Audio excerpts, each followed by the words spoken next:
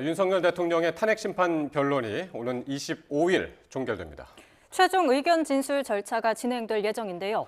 현장에 나가 있는 법조팀 취재기자 연결해 들어봅니다. 김영수, 이경국 기자 자세히 전해주시죠. 네, 헌법재판소에서 윤석열 대통령 탄핵 심판 소식 계속해서 전해드리겠습니다. 오늘 10차 변론은 6시간 만에 마무리됐습니다. 재판부가 오늘 변론을 마치면서 다음 주 화요일이죠. 오는 25일 변론을 종결하겠다는 소식을 밝혔습니다. 이날 최종 의견 진술을 듣기로 했습니다. 양측에 각각 2시간씩 변론 시간을 먼저 주고요. 피청구인인 윤 대통령 그리고 소추위원에게 시간 제한 없이 최종 의견 진술을 할 수 있는 기회를 주기로 했습니다. 앞서 박근혜 전 대통령 때는 직접 쓴 의견서를 대리인들이 읽었습니다. 대통령 측에서만 5시간 동안 최후 진술을 했었습니다. 선고까지는 보통 2주 안팎으로 잡으면 되는데 역산을 해보면 3월 10일 전후를 예상해 볼 수 있을 것 같습니다. 네, 그러면 지금부터는 오늘 있었던 증인신문 소식 간단히 전해드리겠습니다. 마지막 증인은 조지호 경찰청장이었죠? 네, 맞습니다. 조지호 청장 혈액암을 앓고 있어서 앞선 2차례 증인신문에는 불출석 사유서를 내고 나오지 않았었는데 오늘 10차 변론에는 출석을 했습니다.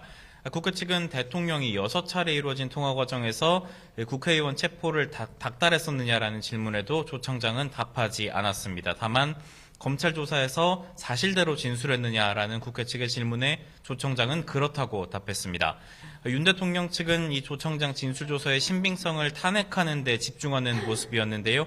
조사 당시에 선망 증세는 없었느냐라고 조지호 청장에게 질문하기도 했습니다. 네, 윤석열 대통령도 오늘 조금 길게 발언하는 시간이 있었습니다. 홍장원 전 차장에 대한 증인신문을 마친 뒤였습니다. 윤 대통령은 홍장원 전 차장이 거짓말을 한다고 비판했습니다. 자신과 통화 내용에 대해서 전혀 다른 얘기를 한다는 이유 때문이었고요. 홍장원 전 차장의 메모에 대해서는 홍 전 차장이 해임되고 나니 자신과 통화한 걸 메모와 연계해서 내란과 탄핵 공작을 한 거라고 주장하기도 했습니다. 윤 대통령은 자신이 국정원 차장에게 전화하는 게 말이 안 된다는 걸 주장하면서요. 국정원 직원을 제외하면 자신만큼 국정원을 잘 아는 사람이 없다고 했는데 과거 국정원을 수사했던 경험이 있다는 걸 강조하기도 했습니다. 탄핵 심판에서 조태용 국정원장과 김건희 여사가 문자를 주고받은 사실이 공개돼서 논란이 됐었죠. 윤 대통령이 이 얘기를 직접 꺼냈는데 이 부분은 자신이 알 수 없는 부분이라고 말하기도 했습니다. 이 메모의 주인공이죠. 홍장원 전 차장은 오늘 어떤 증언을 했습니까? 네, 일단 윤 대통령 측이 신문 과정에서 국정원 CCTV 영상을 토대로 홍 전 차장의 동선이 앞선 증언과는 다르다는 점을 지적을 했습니다. 이에 홍장원 전 차장은 당시 혼동이 있었던 것 같다면서 여인영 전 방첩사령관이 불러준 체포 명단을 받아 적었던 장소를 정정을 했습니다. 앞서 지난 변론기일에서는 이 국정원장 공관 앞에 있는 공터에서 받아 적었다고 말한 바가 있는데 오늘 이를 자신의 사무실에서 받아 적었다고 사실관계를 정정을 했습니다. 다만 당시 이재명과 우원식, 한동훈 등 이 정치사회계 인사들의 이름을 들었다는 점은 재확인했고요. 또 당시 여인영 전 사령관이 체포조가 나가 있는데 소재 파악이 안 된다, 도와달라면서 명단을 불러줬었다는 점을 거듭 설명하기도 했습니다.